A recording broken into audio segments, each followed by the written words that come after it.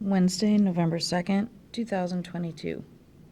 To the republic for which it stands, one nation, under God, indivisible, with liberty and justice for all. We have minutes? Yeah. Hey, you missed the pledge.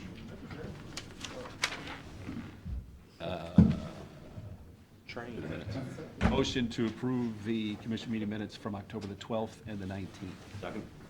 Mr. Schaffner? Yes. Mr. Old? Yes. Mr. Shennick?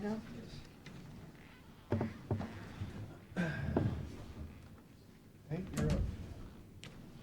Couple various issues. First one was just to update the board on the final casino tax deposit for the year. This represents July 1st through September 30th. It's about $272,000 that's coming in. That compares to $277,000 for the same period last year. Basically what that means is we will finish the year over almost 1.1 million in casino tax. We budgeted 900,000. Any questions on?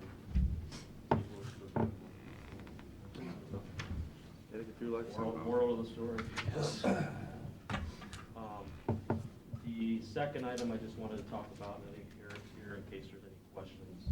We've been approached by Soil and Water regarding support of the two-stage ditch grant program. Just to give you a little bit of background on what that is, Governor DeWine and the Department of Agriculture is rolling out $5 million for this program. A two-stage ditch is a conservation practice that modifies the shape of a ditch to create vegetation benches on each side. This helps slow water flow and reduce downstream nutrient runoff. And there's only two ways you can apply. It's either through Soil and Water or through the county engineer's office. So Soil and Water had approached us, and after talking with Bree and Eric, so they do have a project in mind that they'd like to move forward on. It's 100% reimbursable. You want to maybe hop in and just talk a little bit about the location and anything else about it? And there's Good morning. Questions? My name is Eric Dodrell, for those of you who don't know me. I'm with the Soil and Water Conservation District, and yes, there was, of the various programs through the H2 Ohio program, this is the latest. The two-stage ditch, as he described, is a conservation practice. We've done a couple of them, actually 3 of these in the county over the last 10 years, and essentially you make a wide ditch is what you do, and you allow either you maintain some benches, you keep the low flow channel in the center of the ditch as it is, and grade back so you create low flow benches, so when the water comes up it moves out on the benches, slows the water down, drops sediment out. Or there's another option for self-forming ditch where you essentially make the bottom 2 to 4 times wider than the design says it should be, and allow that ditch to meander within that channel and build its own floodplain inside the ditch. So we found them to be very effective for sediment capture. We had one we did in Huron County in 2012. We actually had a call from a landowner 2 years ago, went out, and over an 8-year period, we estimated that he had about 600 to 1,000 tons of sediment that had accumulated over that 8-year period. Ohio State is doing some research on these things throughout the state. They actually tested the sediment that accumulated in the ditch that we did, and came back with the results that it was high enough in nutrient value you could pretty much spread it on the field almost like fertilizer. So they're very effective. Then clean it out then and put it on a field? Is that? Well, he was going to clean the head section, the section where it comes under the road and goes immediately into this is where you're going to get the highest sediment accumulation, because that's where the water slows down at the beginning.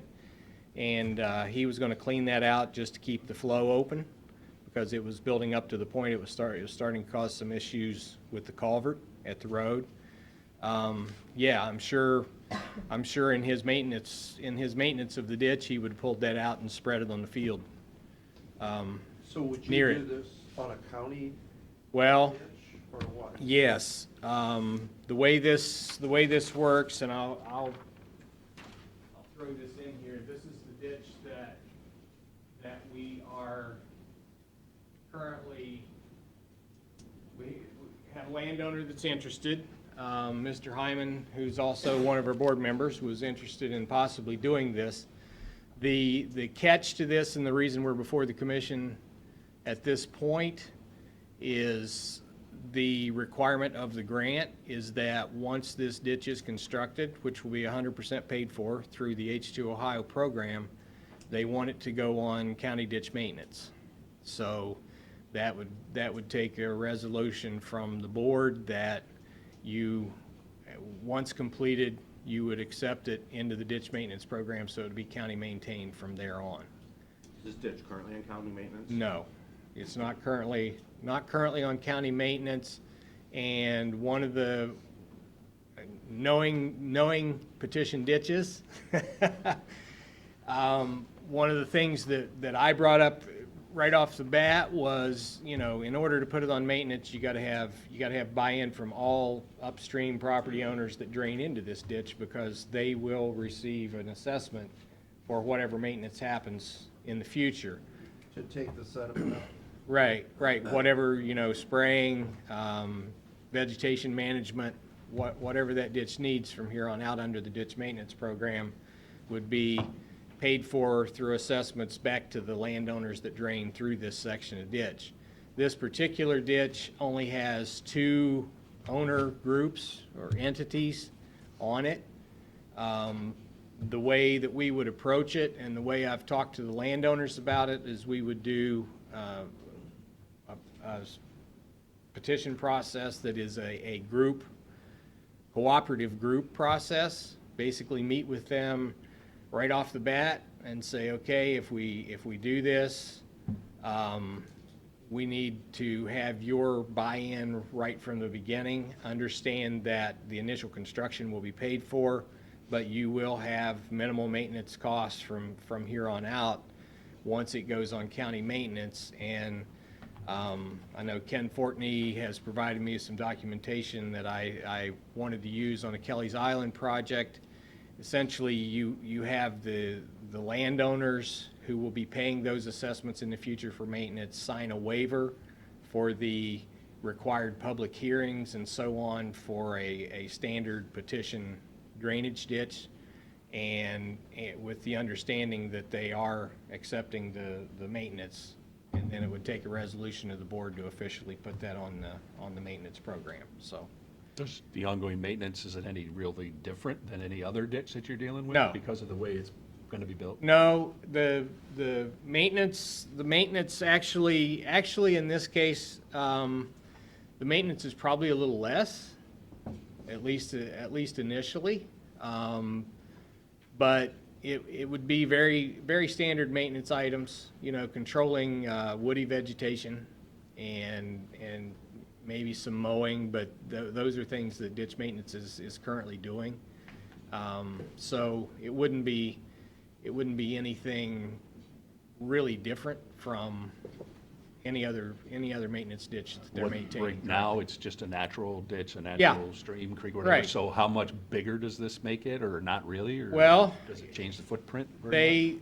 They range depending on watershed. This is not a very big watershed.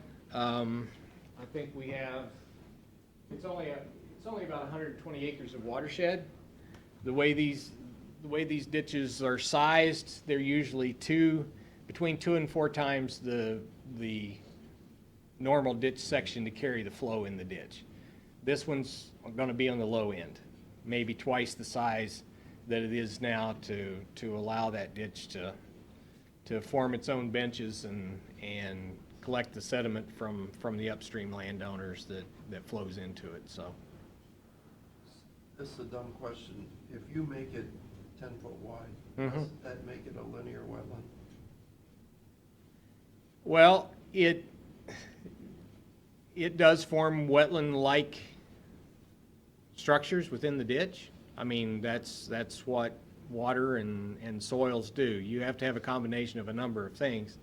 You have to have the hydrology and the soils and the vegetation, right? It would never be a jurisdictional wetland. It wouldn't be? So It that- would that not, was my it question. would not be because it is a man-made structure. And, you're allowed and, to go in and and clean it it is out. yearly maintenance. Yeah. If we built it and you walked away from it 10, 20 years and it was not within a formal program, yeah, you could end up with some issues like that. But Army Corps in particular, if you have records that show a ditch was constructed by a county engineer's office or a soil and water conservation district, the jurisdiction usually goes away. Is it a culvert under Ransom? Yes. Where that starts then, and then Right. it just keeps going off? on Right. our view to the right? How long is it? How long would it be? It's, that particular section is a little over 1,100 feet long. So, which is pretty typical. That was a question that this is Emma Fairhay. If you haven't met her, she's a technician with the district, for the last year. She'll be working on the project, and, she asked that question this morning, and it was pretty typical of the size that we see, because you're usually working with one landowner to do these things, unless it's a full-blown petition, and then you might be working with several landowners. But this particular item is it's kind of new to the game. New as in the last 15 years. They've been building these things in Northwest Ohio. And the landowner has to understand that it's going to be wider than your traditional ditch. So you're going to lose a few rows of corner beans on either side. Are they compensated for that? No, Lost ground? no. The idea is it's gonna lower maintenance. It's also gonna handle the flows better too. That was the project that we constructed in 2012 in Huron County. That was a situation where a landowner was having repeated flooding out into the fields, and we had some grant money to do it, and he's like, yeah, let's try it. And the interesting thing on that project was the weekend after we constructed it, Hurricane Sandy came through and dumped all the rain, and he had, his ditch ended up being about 40 feet top to top, and he called in the next Monday morning and said, hey, this was fantastic. He said, we got all the rain. He said it was flowing right to the top, but didn't damage any of my fields. The banks look stable, so it works. And this is all voluntary? Yes. Oh, yeah. Yeah. I mean, the landowner basically we let landowners know that we can apply for this grant to get the money to do it. And then they contact us to say, yes, I have a site that I'm interested in doing this on. And, then we'll work with the landowner where the ditch is actually located, and the upstream landowners to explain, here's how this process has to work, and you will be responsible for maintenance once it's constructed through the county maintenance program. I mean, if you can get the upstream landowner to agree, I mean, I think it's pretty simple. I don't want Right. contentious ditch petitions over this program, but Right. I think if everybody agrees, and in this case, it's a small watershed, so. Right. Probably should be. I don't have any problem with it. Yeah, good luck. Okay. So we'll be back. That was the biggest, do we need a resolution today? No, we'll work with you. Okay. Aaron, we'll get together. Okay. Whatever you need. Yeah. Get your application process. Yeah, the resolution will come down the pike. We just wanted to make sure you're aware of what would be coming. And the grant covers the construction, any design, any stuff that's going on Yes. to get it in. Yes. And then Yeah, maintenance is. the grant program, we actually put together a budget for, they even reimburse the district staff time on these particular projects, So it's all the construction, it's staff time, so it's Good. it's H2 Ohio. H2 Ohio is blowing my mind. But it's a good program and a lot of good things going on out there, so. Thank you. Okay. Thank you. Thank you. All right. Next is forecast and budget policies. I'll try to be brief on both of these. We'll start with the forecast first.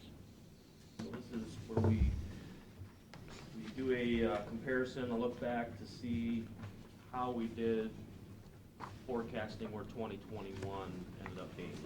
And I start off by saying the numbers are going to look a little skewed because of COVID. If you think back 18, 19, and even before 20, so we were doing our estimates not knowing what was coming, and then COVID hit, and that kind of really rattled the comparisons to prior years on our forecast. What you can see is, the economic recovery from COVID came very swiftly in 2021, and we really did not anticipate that. We thought it would be a more gradual, slow recovery. It was swift. It was quick. What you'll see on the second page, it looks like this. So that's the comparison of 2021 actuals to what the original budget was, to what we were projecting it in 2020, 19, and 18. Some of the percentages are pretty high. Again, I think because that recovery was just quicker than we anticipated. So, for the people listening, 2018 was 32. Yeah, so in 2018, we were forecasting 2021 to be 32.2 million in revenues versus 32.1 in expenses. They ended up being 34.9 revenue and 33.9 in expenses. And obviously the driver was sales tax. The sales tax we've been documenting since COVID really is just the recovery has been astronomical, and now we're seeing sort of the inflationary impact that some of the spending may be going down, but since everything's costing more, we're not seeing that drop off that we thought we would see. It's been more of a, it's been a, Yeah. yes. It's not really happened.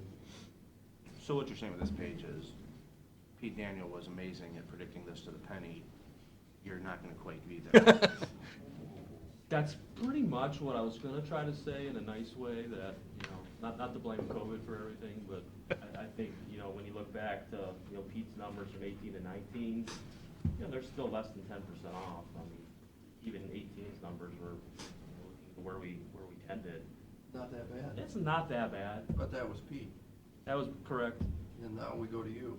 Now we go to me. That wasn't as good. No, it was not very good. 2021's was not good at all. I'm just pointing it out to say, we understand the circumstances change.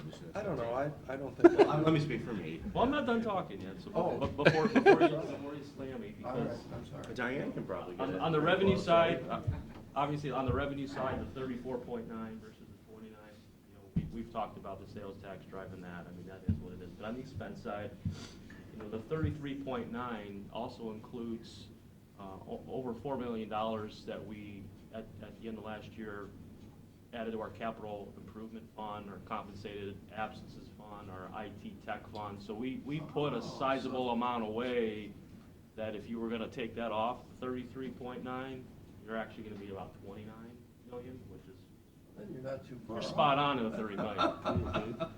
So that's a way of saying having that extra revenue last year, we were able to allocate that to some other funds to build up some reserve in the capital improvement project. All right, you've redeemed yourself. So, Move on. just wanted to throw that out there. Again, the next two pages are just kind of a comparison of actuals to budgets. Again, sales tax was the big driver as far as, we ended up at 19 million. And looking back with COVID, we were thinking we'd be around 15 million, so we were 4.2 off on sales tax. We think we'll finish this year around 20.6 million, just for comparison, which will be a record-breaking. We thought last year was a record-breaking year. This year will break the record again. And then you'll see on the expenses, if you flip to the second page, you'll see the transfers of $4.7 million, and then we have additional monies we put in the compensated absences fund that helps, cover when we have employees that retire or resign that have the vacation or sick payoffs. And we have the 27th pay period that'll be coming down the road, so we always want to make sure we have that properly funded. All right, the next thing I'll just touch upon is just some of the assumptions we use in the forecast. On the revenue side, a couple of things I'll point out. Again, the economic rebound from COVID was just experienced way earlier than expected in 2021. We've got it softening in 2022 and early in 2023 with some contraction expected in 24. We are seeing a significant increase in investment income. The Federal Reserve meets again today, and I believe they're going to raise it another 75 basis points. Federal Fed funds rate is going to be around 4%, which on the investment side is good because we'll be able to generate additional investment income. And again, the sales tax, we still have been having a hard time to handicap that number, but we feel like that's going to start to level off. It's slowing down compared to last year, but we're still 3 to 5% up from last year's numbers. So those are kind of the two main drivers you'll see in the forecast as far as the revenues. You'll see, again, a significant increase in the investment income and sales tax staying at a higher level than previously forecast prior years. And what we've done on the expense side, again, we have included some pay increases in the projections. No health insurance increases in premiums for 2023, but for forecast purposes, we did increase it 10% going after 23. So that's reflected in there. We have the jail and courthouse HVAC renovations. Those are expected to be completed next year. We still included some funding for the compensated absences fund that I talked about earlier, so we want to make sure that that's properly funded. So those were kind of the assumptions that went into generating the forecast. Before you get to the actual forecast, you'll have the chart that'll kind of show you graphically where we've been historically with the next 5 years projected, just to get you an idea of the revenues, expenses, and fund balance. So Good. yeah, I think that's a nice graphical summary of everything. And then the last 3 pages, that's kind of the meat and potatoes of everything. I'm not going to dive into the details of the numbers. They are. If you have questions later after you have time to review it, but you'll see the structural balance we feel like is in place for 2022, and then 23 through 26. We feel like we'll come close to breaking even, but again, things can change on a drop. It seems like with the economy, so we just want to be vigilant, make sure we're being conservative. Do want to thank Pete Daniel. He did help with the forecast just because that's, he did such a wonderful job at it. And just some of these numbers, when I was doing it, still seemed really out of whack. And I think we were able to work through some of the issues together to come up with a good forecast to present to the board. So that being said, any questions on the forecast? Am I reading if you go to the expenditures page, that the county commission, the commissioners last year spent 1.9 million, which is the same number they spent in 2011. Correct. It's pretty good. Be nice if some other people did that, but Thank you for saying that. thanks, Pat. Yes, that's correct. Thanks for putting that All right. together. Any questions on the forecast before I kind of segue that into the budget policies? So what I'll talk about, really just a couple things on the budget policy. So this will kind of kick off the budget season for 2023. You have a resolution ready for the board consideration today. What I am recommending is part of the cost of living adjustment for next year would be a 3% increase to the hourly rates. As I mentioned earlier, we've decided through the cost containment committee to not increase health insurance premiums, so we're going to have 0 increase in premiums for health insurance. Open enrollment started yesterday for that, so we'll have an idea by the end of the month where everybody's enrolled in. But When was the last time we had a health insurance increase? I believe it's been over 8 years.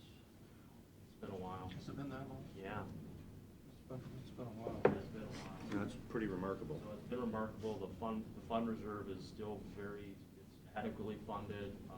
Again, I think we just have better eyes and ears, controls over the program, and we're making sure we make the right adjustments to the program as needed. I don't know for sure, but I'm pretty sure that we're the only county government that has not seen an increase in 8 years. Well, I would think there's very few people who have not seen an increase in the last 8 It's years. incredible. Okay. Yeah, so then what'll happen is the hearing dates will start November 4th, run through February 10th. Again, the end game is to have the final budget approved by the end of March. I know last year we were a couple weeks, maybe two before that deadline. We got a temporary appropriations in place to cover us for the first 3 months, and that's kind of normal operating procedure. And then we'll have the 2 consolidated hearings in February and March for those that need it.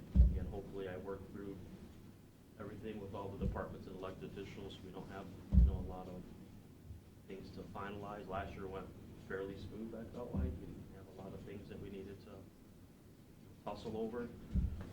So that would be my recommendation for the budget policies. And then in addition, it's not part of the budget policies, but I would also recommend that the board is in favor of doing a one-time $1,000 bonus for full-time employees and then a prorated for part-timers of the $1,000. And then we would exclude all probationary hires from the bonus. That would be helpful for that. Is that in the budget number? Yes. And that's all departments we talked about? Yeah, I would recommend all departments, all bargaining units, so we would do a budgetary amendment and MOUs. Maybe the last time we do that for everybody, but really defer to the board if you wanted to do it for everybody or just want to do It's about non-bargaining. 700,000. Total. And Yeah, that's in- I'm okay with it, but I think That's in the number. we need to move away from that. Okay, sir. So that's, if I have your support on that, I'll move forward on that at probably the next meeting, but again, for your consideration as the budget policies. And then, if any other questions, let me know. Thank you for your time. Can I make a suggestion? Sure. Take the several departments that usually wait until the last possible day for us to finish the budget and start with them, and maybe tell them the deadline's like February, so we don't push it up till the end of March when unnecessarily. Yeah, I've already talked to several people that may want to get It's the going same on it. people every year. Yeah, I know. Well, I think it's gonna help. You're gonna go talk to the Yeah. department head. Yeah, I'm the one That's what- steering the ship, so Pete and I used to do, we'd go talk to them, yeah, get that out of the way. just get so- it out of the way and And it's we're an gonna- involved process, I won't What- lie to you guys. What's your goal? When you wanna have it done?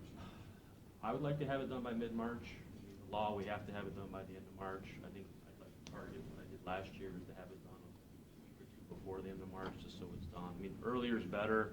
Obviously, it's just, I'm doing it all by myself, so it's taxing. It does take a lot of time, so just be patient with me. Are you offering essentially the same deal where it's like, if you want the budget you have last year, you guys looked through and pulled out all one-time expenses, you basically. That's can kind of keep what it I'm close to doing, and I 8%. wouldn't say I'm offering, I'm pretty much going with that philosophy, and if there's things that elected officials or other departments want to. So the only people we're gonna be dealing with are the ones who are getting outside of the budget policies. Pretty much. Yeah, because I think that worked pretty well. I mean, payroll is what it is. Unless there's new bodies that we have to talk about, we'll talk about it, fine. But for the most part, there's making cost of living adjustments, longevity adjustments, checking health insurance to see if people changed, family to single or single to family. Payroll is what it is, but it's, those other expenditures we want to look at. What I'm looking at when I get into it is, what's your historical number for all those things? Was there an outlier? Was there a year that we had a one-time purchase of something? Make sure that's not reflected in your number, so we're not overinflating a number. And have those discussions and just kind of. Are you watching the spend down at the end, make sure people aren't just Yeah. blowing through? Yep. We're keeping an eye on that, absolutely. So we're not gonna buy extra pencils Yeah. just because we have the money. Money, yeah, that's a very, Well, I've always been a big fan of zero-based budgeting. I realize that's really kind of an animal we can't open and do from a strict standpoint, but I think the way Hank's talking and thinking kind of goes along those lines to make sure that we're not doing things that Yeah, and I think it sort of set the tone last year with a lot of them. I think they know how I'm operating. Yeah. I'm So if we put carpet in your judges' chambers last year, does it mean we're putting carpet in your judges' chambers? Yeah, and, you know, I'm a hard no on a lot of things, but I'm open to listening, but at some point, you know, the board approves the budget, so. And you can remind them, we got back to our 2011 number. That's I've reminded a lot of people Main that. goal. Trust me. All right, that's It's it. still going, Yeah, we're trending down. trending downward. Or, I don't know how we're gonna get by without Aaron, but We got John. he'll work for free. Volunteer. 10% increase. Huh? You get that 10% increase. 10% of zero. Free. Mhm. 10% of zero. Doable. Thank you, Hank. Thanks, That's Hank. it. Thanks. So, why are you here? I wanted to hear the 2023 budgetary policies for my own sake, so I get, We'll get that sent out to you once it goes through the Yeah. meeting. Alyssa's got it already teed up. We just need, once the document's signed, we'll get it emailed out the door. So you didn't deliver a letter? oh no. Nothing? Zero? No It's letters? my standard, I'm just here for my own information. So you weren't sent here? Okay. All right, Did you bring a list of roads that you guys want fixed? Did I bring a list of what? Roads you Oh, want roads, fixed? no. We'd love to get started on that. On roads that need to be fixed. Well, we're here every Wednesday, anytime they want to bring that list up for next year. well, with that said, do we have public comment? Yes. To keep it to 3 minutes from now. Do the best we can. You know what happened at the city?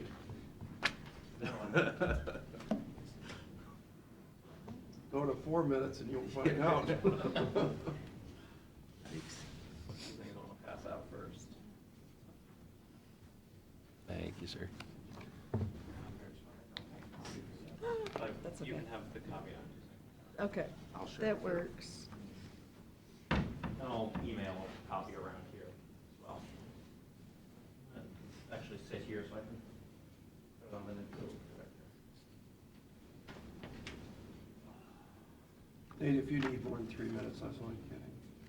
This looks like this is gonna take. I'm gonna move I was gonna say. I'm moving as fast as I can. This looks like a 30-minute presentation. No, What- we're gonna keep it quick. Had to be on the agenda. So first up, before I got into any of the pilot stuff, I wanted to talk about some project updates for Weedsboro. So I know we talked about it last time I was here, but we did issue our start of construction notice letters. So everyone within 1 mile of the project received a letter that construction was starting. We planted winter wheat on those fields to provide soil stabilization and to prevent weeds prior to and during construction. That's just one of the responsible construction practices we're trying to use. Also in December, we're going to be doing some tree clearing to continue prepping the site for construction. Last week, we had a local vendor fair. We passed along, I think, an invitation to that. So that meeting included us, DEPCOM, who is our EPC. They're going to be managing the construction process and bidding out the subcontract work. And there were about 25 folks from local businesses, those union folks, local businesses, there to learn about the project, learn kind of what jobs they could be bidding on, and getting to meet the DEPCOM folks. So we were excited about that. That was a really good meeting to be able to get those folks connected. But what that brings us to is talking about the pilot. Just kind of off the top, I want to emphasize this as kind of a reason why we are here wanting to talk about this today. We've got that contract signed with DEPCOM. We're moving forward with them. We've already got construction started. While they bid out for subcontract work, they did offer us 2 different prices. And so one of those was a price for without the pilot, which was their preference, honestly, because they think it's going to be hard to get 80% Ohio domiciled workers on site. And then they offered us the Ohio domiciled worker 80% pilot payment, or pilot cost, which was gonna be $1 million higher. So that's the number that we need to either invest or not invest in the project in December. And so we're trying to make a decision now as to, are we anticipating, are we planning on having this pilot in place or not? And so, kind of leading from that, I wanted to be able to talk about the pilot and just recap where we are with the benefits from the pilot that have been discussed here with all of you. So I think the big one that we've talked about a couple times is the pilot is not subject to evaluation appeals. No, that's been an issue with Nexus, and I think that's the reason why some of the folks here in support are supportive of the pilot, just knowing that it's going to be a flat rate, that known income. Talked about the requirement for 80% Ohio domiciled workers. This one, I'm going to put a star next to some of these. This is one of the ones that I think, Pat, you negotiated this one and requested that, 80% Ohio domicile is great, but what does that do for Erie County workers? And so this is a request for that, or a requirement in the pilot for a preference for Erie County workers. What does preference mean, though? Define that. So in our RFP with DEFCON and what they're going to be using for their subcontracting bids is they have a preference for any qualified and competitive Erie County contractors or folks that are employing folks in Erie County. And so what that means is if they get a bid from X company here in Sandusky or in Erie County, and then they get X bid from somebody down in Norwalk, and they're the exact same, they're gonna go with the person in Erie County. I think what we did, we put a percentage on, when we built the sports center, as I remember. And if they were within blank percent, the local guy got the job. We'd have to look that back up, when we did the contracting on that. Yeah. Because the odds of them being the exact same amount are minuscule, never gonna happen. Well, it was less a exact same amount, but just cost competitive. And so that way, yeah, if it's, That's a pretty vague term, though. If you, guy comes in that's from not Erie County and he's $100 less, he gets the job. I'd be happy to, I mean, I'd be I'll see what we did at Cedar Fair. yeah, I'd be interested to understand what that percentage is. We'd happy to work with DEFCON. I'm trying to. It worked, whatever we did, because it ended up being 80% local guys did the work. That makes, it makes sense, but it's something that we weren't keeping it vague to try to avoid doing it. We were keeping it vague because we didn't have a percentage to use. So if there's more strict language, that was just the language that we had shown you guys previously. We'll pull it out, yeah. Road use agreement is required, guaranteed training and equipment for fire and emergency personnel. The pilot requires the partnership with, who is a general technical or vocational school. Based on your feedback and based on our coordination, we're working with EHOBE. And on top of that typical part of the pilot, there was that additional $50,000 negotiated, which does bring that payment annually to EHOBE to $100,000 per year. And we're also. How do you figure that? Oh, 50 on wind and 50 on... No, so So 50 is from, normal. 50 from the pilot and the millage, and then 50 on top. Oh, Yes. I see. Okay. $50,000 to annual to Greater Sandusky Partnership. Had some good meetings with Joe Roman here recently. Erie County for the general fund, because of the way the pilot is set up, it's $8 million, a little over $8 million if the pilot's in place to the general fund, a little over $1 million to the general fund without the pilot. So that's a big beneficiary from the pilot. The second document I handed you that's not this nice, colorful thing that we put together is from the Ohio Education Policy Institute, talking about their views on property taxes versus pilot. You can look at this, I'll email you a link as well. For right now, I just wanted to, if you want to flip to the third page on that, there's only one bullet point on there.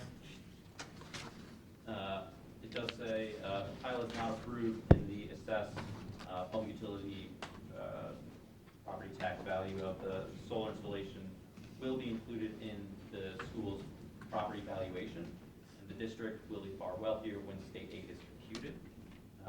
This will typically result in a district either experiencing a reduction in state aid and or becoming subject to the guarantee.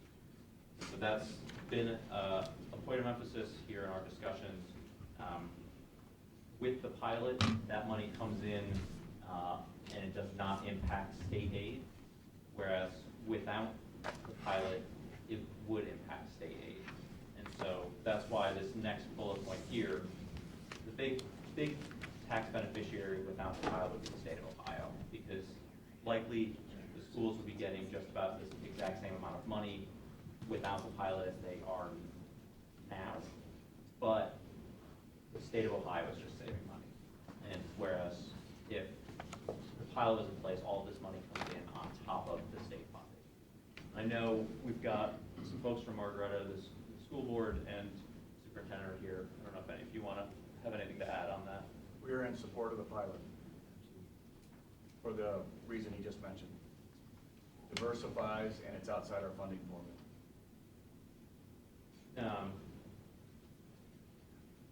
That's the support here. I think you got some letters here over the last week regarding support for the pilot from some businesses and labor unions. And then wanted to highlight this one as well. This is another one that was negotiated on top of the standard pilot language to ensure that the county is protected in the case of bankruptcy. Why don't you go into detail on that? So there was the concerns that if the project went bankrupt, I think Pat and Matt, I think you would both express concern. If we went bankrupt, would this lose priority in the tax collection and bankruptcy process? And so there is language now in the pilot, or that we shared based on state statute and the way this is handled in other cases, guaranteeing that this will not be treated differently from regular property taxes. And so if we were to go bankrupt, this is still first collected. I'd be happy to circulate that language around again if you see that. Your concern had been this would be lower in priority if bankruptcy occurred. And so Well, the property mortgage tax- that's filed on the property, though, is ahead of the taxes. This would be wherever typical property taxes are. That was the Yeah. outcome of that, yeah. But they're behind the first mortgage from the bank. I can recirculate the language. The point was this was then no different from standard property taxes in terms of order collected. Yeah, well, no, it wouldn't be, because it's always the bank and then the public entities, and then the second and third, or whatever Yeah. other liens that are placed against the property. Yeah. What we had talked about at one time was, is there a bond in place that guarantees the $36 million in taxes over the 30-year period?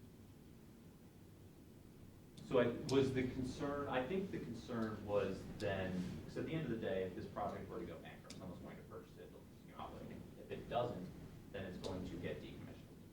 And so I think the concern was also, this pilot, if it goes through bankruptcy, someone acquires it, would they void this contract and just start paying property taxes instead? Because if that's 15 years down the road, we declare bankruptcy 15 years down the road, property taxes are then lower than the pilot. If they voided that contract, they can get out of it, pay lower. And so that language is in the pilot that guarantees we cannot back out of this contract, whether it's through bankruptcy or just us being a bad faith actor. But with the pilot, there's a bond in place, yes, to remove everything. Yes, through the Ohio Power Siting Board certificate for the project. So there's X, that you buy a bond. The decommissioning That's bond, gonna decommission all that stuff. Yeah. I think what we had asked about was that, why couldn't you add to the bond to guarantee the taxes through the 30 years? And then that way, we know that not you're gonna get this guaranteed amount for X number of years. So I don't remember that discussion, but I do remember we did put language in there to ensure that there is no way for this pilot to stop existing as long as the project is still operational. I don't know what that means.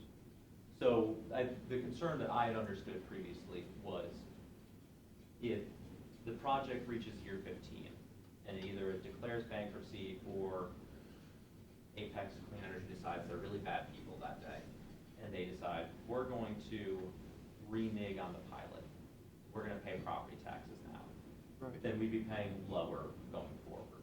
Right. The language in the pilot is a contracted guarantee that we cannot do that. If it's And that was operating, the- it that has was to the language. use the pilot. And that was the language that the county prosecutor reviewed and approved, and said that it provided those protections. But if it's not So- operating, so- then they pay to decommission. Yeah, so let me see if I understand. So you're paying per year now. 1.225 million, I think. And what happens when the new company, because you're gonna sell it to somebody probably, We will likely be maintaining an ownership and throughout operations. whatever, but somebody's gonna go kaput. The solar panels go from this big to this big. And this is old technology, it's no good. This company doesn't wanna reinvest in this site. So they're gonna take the bond, they're gonna take everything back off. In the meantime, what we're concerned about is the taxes would revert back, I guess, to farm ground at that point, I'm assuming. But we're still in contract with a pilot for 30 years, right? You're in a contract for the pilot through the operational life of the project. But operational, is it at 125 megawatts or is it 1 megawatt? So the guarantee actually, that's one thing I didn't have on here. The guarantee in the pilot is that pilot payments will be for a 125 megawatt project. Yeah, because we talked about that. You Yeah. could ultimately end up, So if the someday project's saying it's only gonna be downsized, 60 megawatts. yeah, if the project downsized, if for whatever reason, when we built it, it was only up 100 megawatts, if 20 years from now, 80 of the panels had fallen apart and it was only 120 megawatts, we'd still be a pilot payment for 125 And that's megawatts. in the contract That's language. in the pilot language. So it's not on the sheet, but It's not on the sheet. it's going to be 125 megawatts. It's that 1.225 is that number throughout the life of the project, whether some of the panels go out or not. Okay. So, all right, that answers my question. Okay. And then I wanted to highlight this one, because Matt, I know this has been your concern here. So there is, the way the taxes are happening for this project, $7,000 of the $9,000 per megawatt go directly to the millage. There is one fixed sum levy on that millage for $1.2 million per year.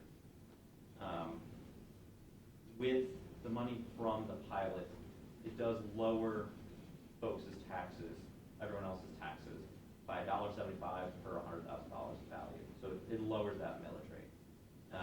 Without the pilot, in year one, it lowers it by $3.50. And then obviously, while valuation depreciates, in year 15, it would be 175 and 175. Back end, it would be a larger savings. But I recognize that is what your concern is, correct? One. Okay. So for this one, I've been thinking about this one a lot because I've been trying to figure out, it feels like there's an opportunity for a solution here. Okay. Trying to understand that. What we're willing to do on this one is to make up that difference. So put in extra money on top of the pilot that is earmarked to go directly towards that fixed sum levy. And then that brings that savings for all of the other taxpayers up to what that year one level is, even in year 15. And so whereas those savings would have been going down and their tax burden would have been increasing, we would be maintaining this level of savings for the life of that levy. Okay. Now, help me out, explain that a little bit more as to how exactly That's that. huge. I mean, it's nice, thank you, that assuages dollars and cents concern, but it's more of a philosophical issue than it is I mean, it's pennies, right? I mean, we knew that before. But it's just purely philosophical with me when we sit here and talk about how great of deals these are. We never really talk about what it means to the taxpayer. And it's gonna be a small number, we knew that. So you can assuage that number by putting into the pilot, but it's not going into the valuation. It's just more money on top of the pilot. But it's going towards that taxpayer burden. So the rest of it doesn't impact the taxpayer besides, ensuring that this money doesn't get offset away from tax or state revenue for schools. So No, this is all money on I top. understand all that. Yeah. Sorry, Steve. That's okay. Do you understand that? Yes. Yeah, so we would just be putting in extra money to go directly towards that to make sure that went on for years. So are you allowed to increase the pilot payment? So we have added $50,000 annual. We can add things. I mean, right now with this $50,000 annual to add it to ECOV, $50,000 annual to Greater Sandusky Partnership, we're at. But are those checks, how does that check come in? You have the pilot check for 7,000 plus 2,000. That goes to the county auditor. Does the check to EHOVI go to the county auditor, or does it come from Apex to EHOVI? I think for EHOVI and for Greater Sandusky Partnership, I believe those would probably go directly to those. That's what I think too. So you're not really increasing the pilot payment, you're just providing extra money. From who? Apex. So Weesboro Solar LLC would be providing that additional payment to $50,000 annual to EHOE, $50,000 annual to Greater Sandusky Partnership.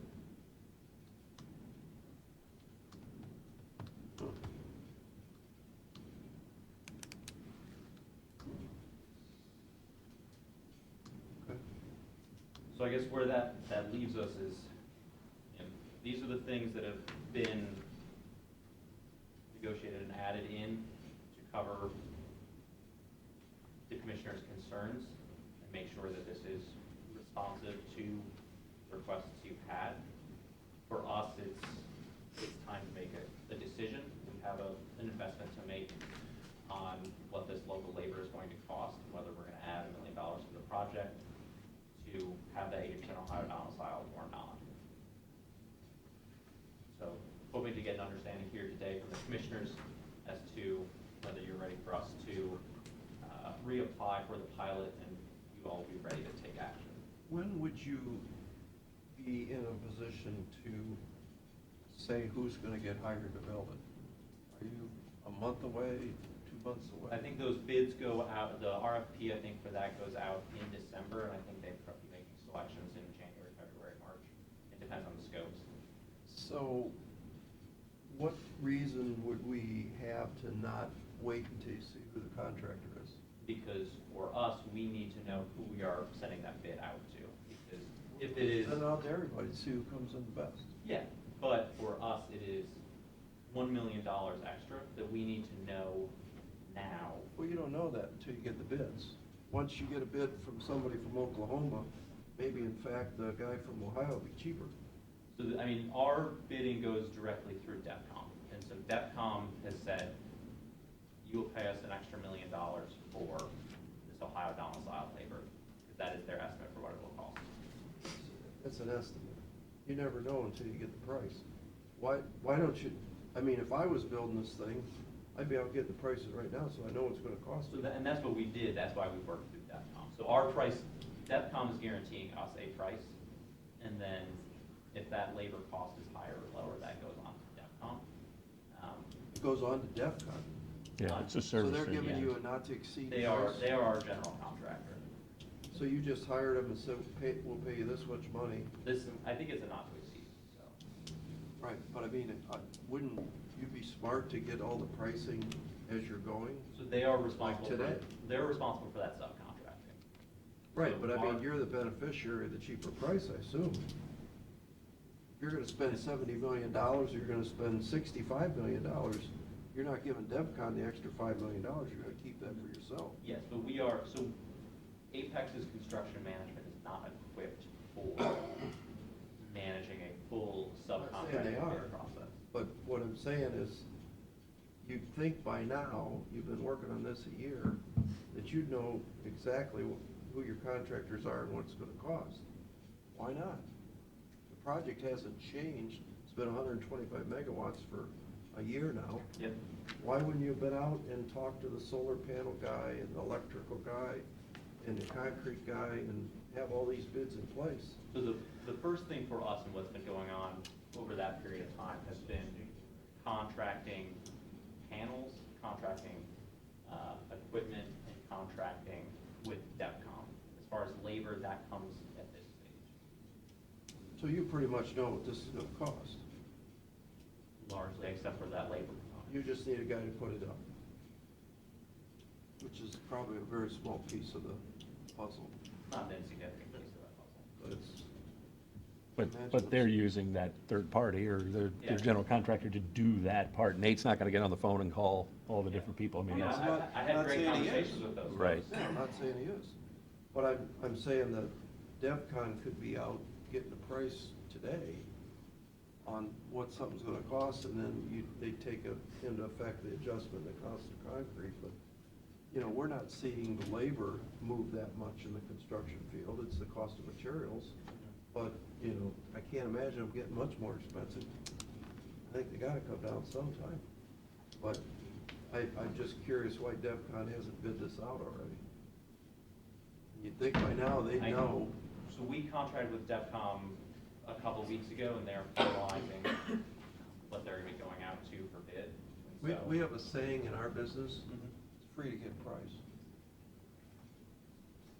All you gotta do is pick up the phone and ask. I'm just surprised they haven't done that yet.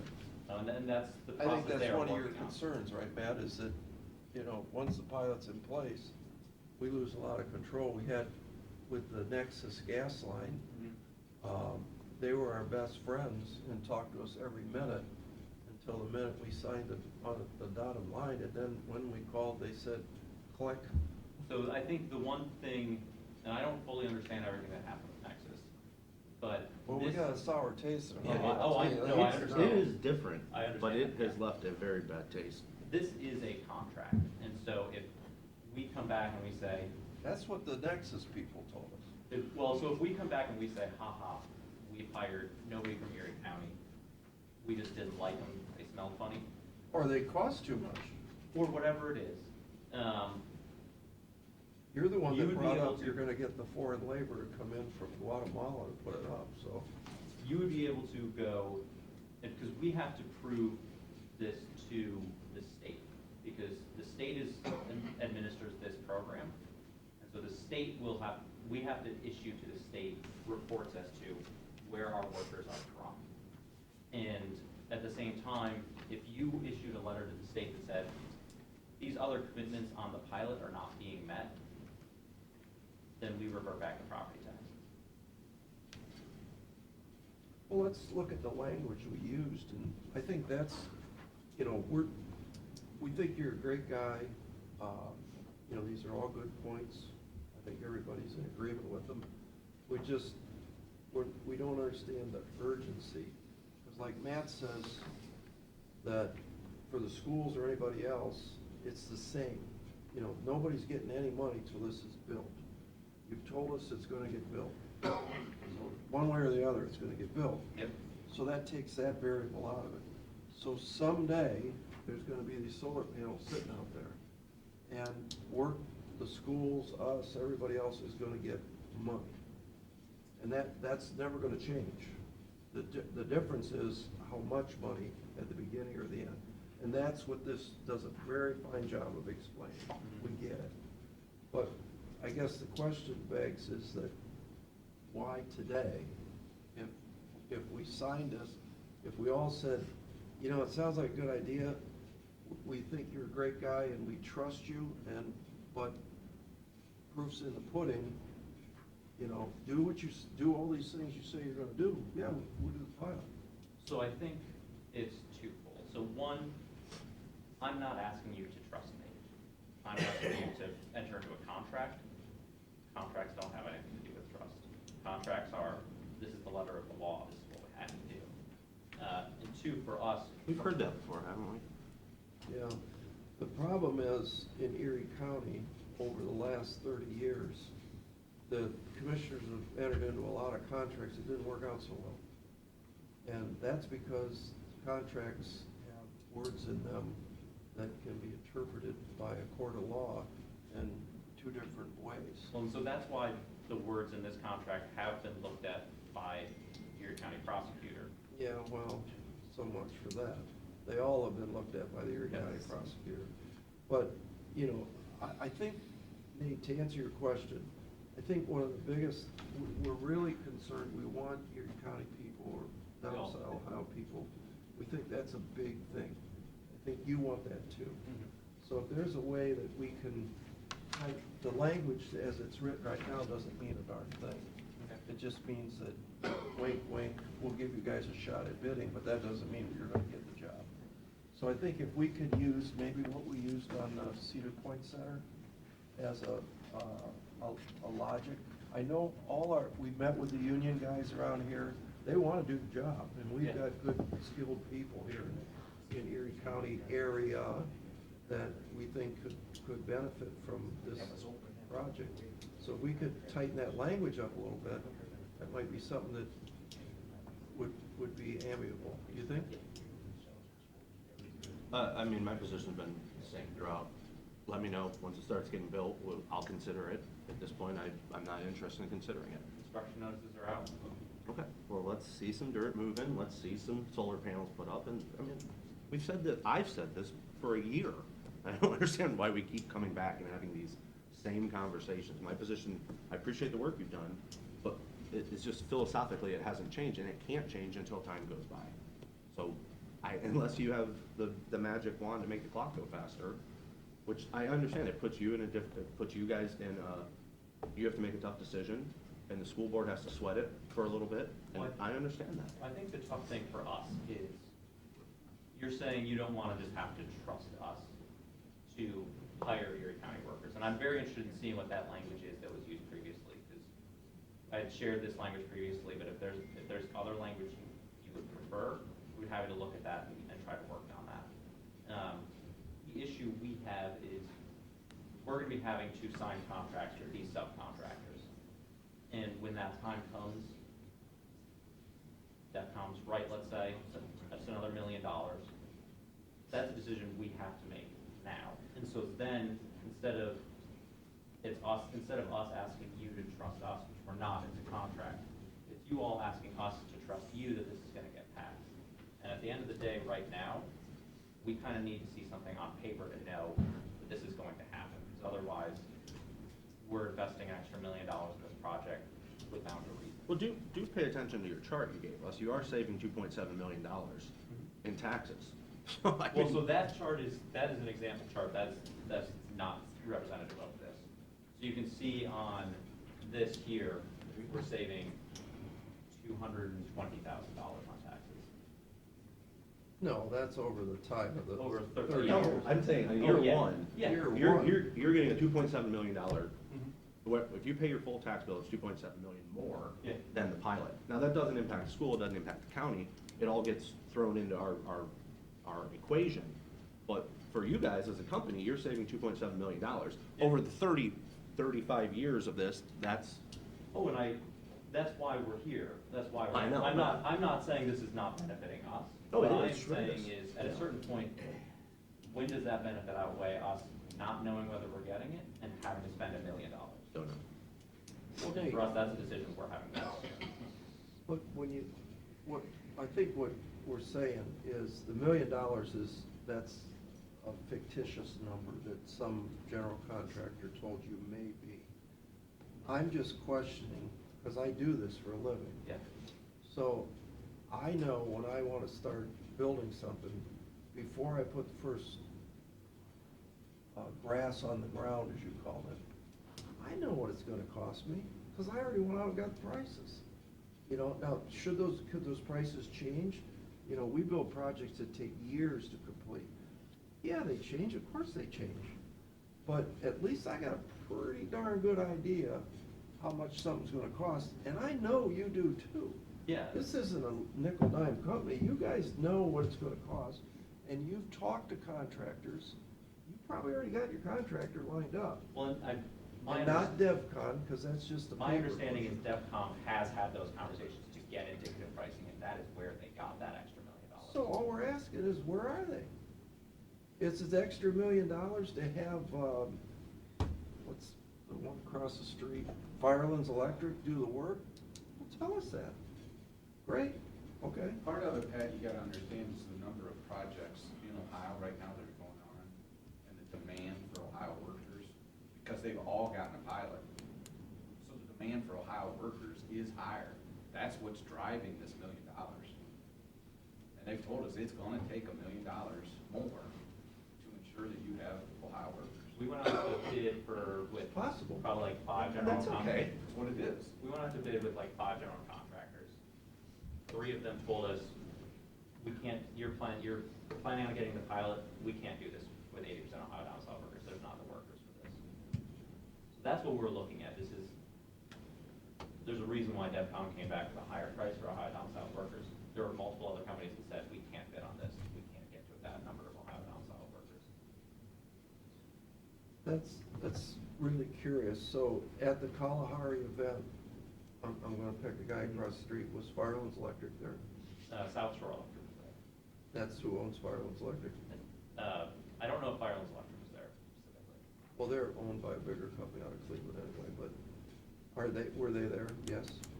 I don't think so. I've talked with them before, though. I've met with them at other events. And did they say we can't get enough people to man this job? So,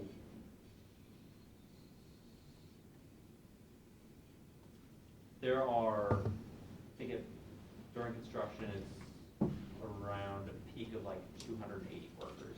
So, yeah, the substation work that they would be doing is a very small scope of that.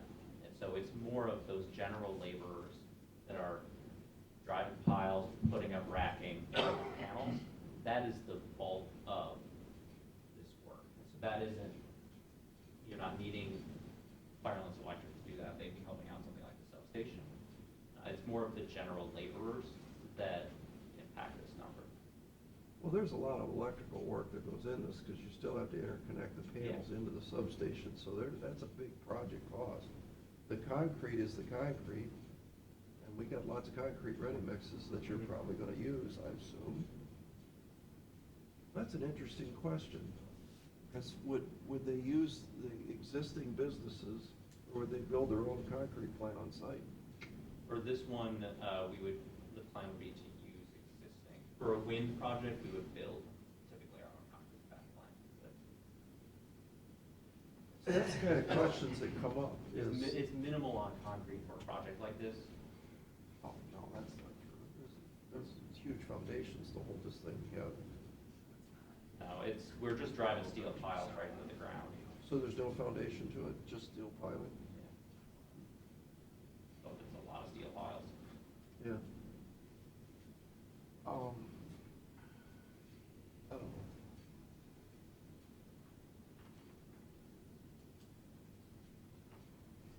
What's everybody looking at me? Hey, look, you're the boss, you're the chair.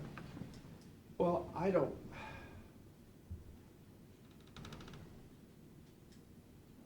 Well, I'll speak a little bit here.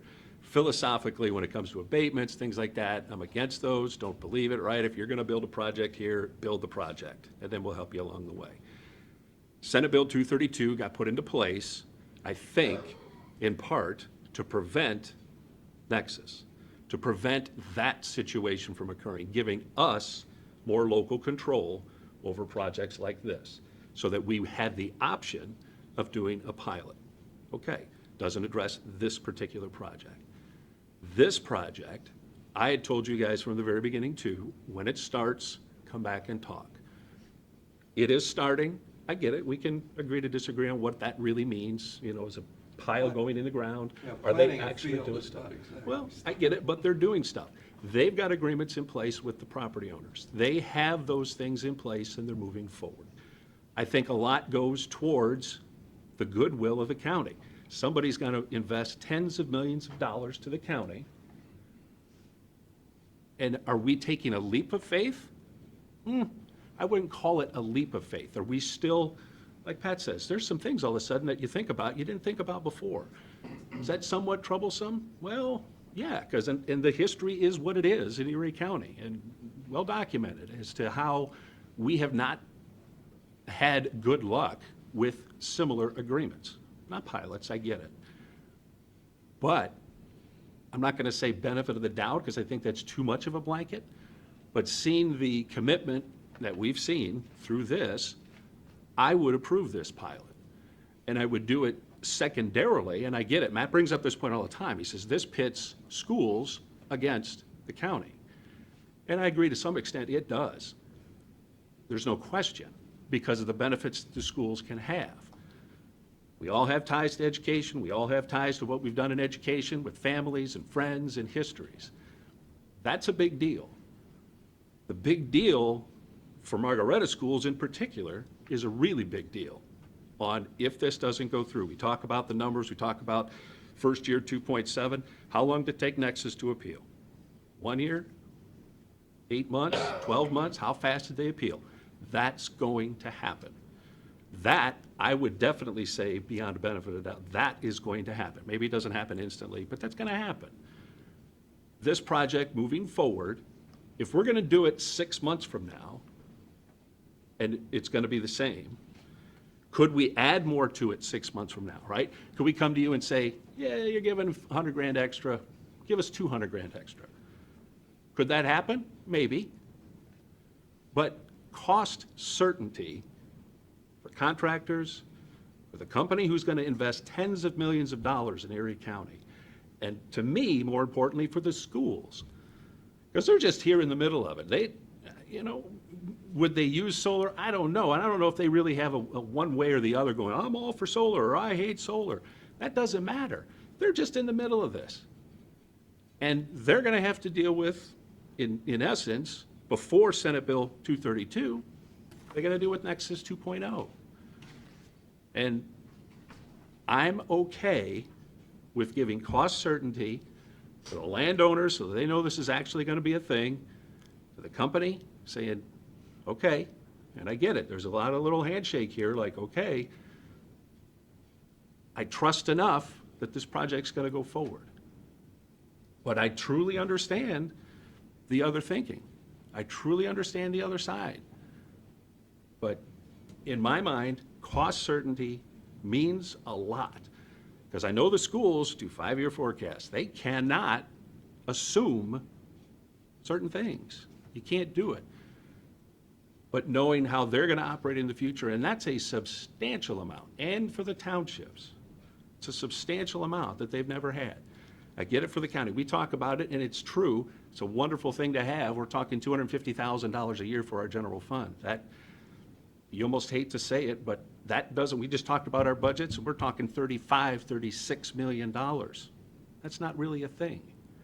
But it could be, and it could be things that we can leverage for that, specifically, whether or not it's tied to this project or not. So for me, so that we don't, it's to Matt's point too, so we don't have to just keep rehashing this over and over and over, I would be in favor of this. To sign this, to give the cost certainty, to let people understand that, and I'm not going to say it's that we show a commitment to the project. I don't want to bring that up. But to me, it means a lot to let you all know there's going to be some cost certainties here. And we do have protections. And we, in the last year, we've gone through and asked for certain things and to make sure that they're explained and to make sure that we're not going to get caught shorthanded here if this goes belly up. I'm with Pat. I'll debate with you forever how technically sound these projects are today compared to 5 years from now, let alone 30 years from now. Let's not take till forever. There's no way that that's going to work in 30 years compared to what it is now. But that's not our discussion right now. So, All right, let us look at if we can tighten up the language on the Ohio domicile. see what we did over at the sports center. We'll be back with you. Joby Career Center is also here in support. They've already been working with our high school electrical teacher and students, programming. So it's benefited us just, even not monetarily, so I just wanted to mention that. Why did you guys give money to Yehovah but not Margaretta? Request here. And we also had, we were gonna have to Yeah, you enter can into this thank us, partnership by the anyway. way. What was that? You can thank us, by the way. We had to enter into that partnership and it was. You can't thank you yet, you haven't approved it. Yeah, that's true. Good point. And I know there's some other folks that are here as well. I don't know if anyone else has anything they want to add on this topic. Well, I guess we're not having the public forum. Is that the word I got? The Township Public Forum. Didn't you get the email? I talked to Steve. Yeah. We're not doing that. That's what I just said. Yeah, I thought you said we were. No, weren't. Oh, That was the last thing we said, is we were gonna have a public forum. And we, in Groveland Township. right, And we're not gonna do that. there you go. There was already a public meeting on this.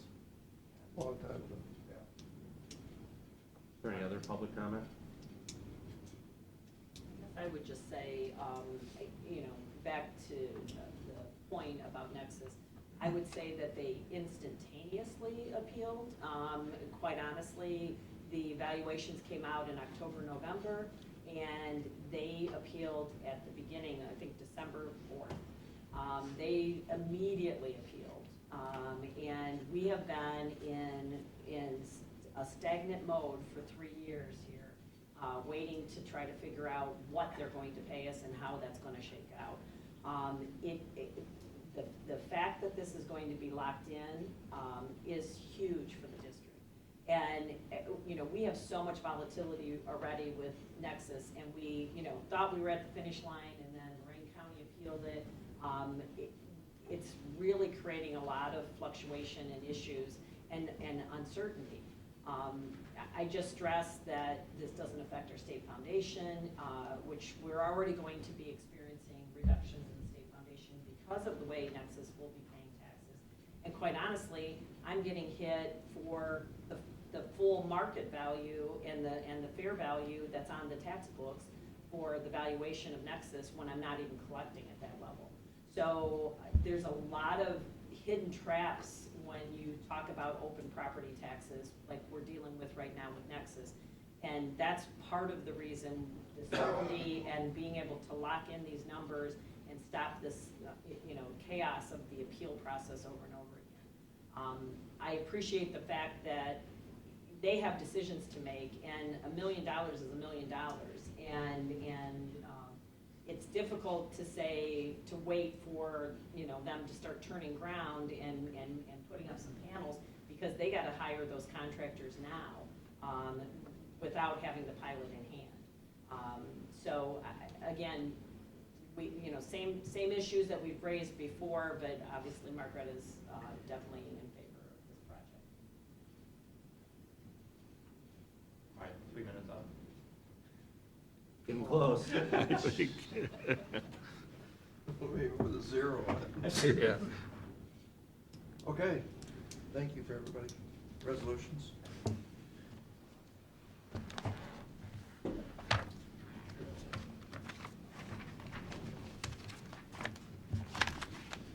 Read the wrong thing.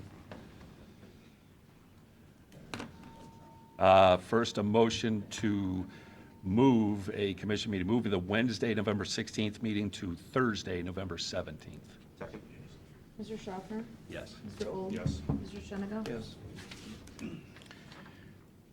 This is a motion to award the bid for traffic signals to National Light and Power. Second. Mr. Schaffner? Yes. Mr. Old? Yes. Mr. Shenigo? Yes. Move for adoption resolution, Board of Commissioners, for the purpose of entering into an agreement with AT&T. Second. Mr. Schaffner? Yes. Mr. Old? Yes. Mr. Shenigo? Yes. Move for adoption resolution, Board of Commissioners, for the purpose of establishing the budget policies and guidelines for 2023. Second. Mr. Schaffner? Yes. Mr. Old? Yes. Mr. Shenigal? Move for adoption resolution, Board of Commissioners, for the purpose of entering into agreement with American Structure Point. Second. Mr. Schaffner? Yes. Mr. Old? Yes. Mr. Shenigal? Yes. Move for adoption resolution, Board of Commissioners, for the purpose of authorizing the county auditor to make budget modifications and a supplemental appropriation. Second. Mr. Schaffner? Yes. Mr. Old? Yes. Mr. Shenigal? Yes.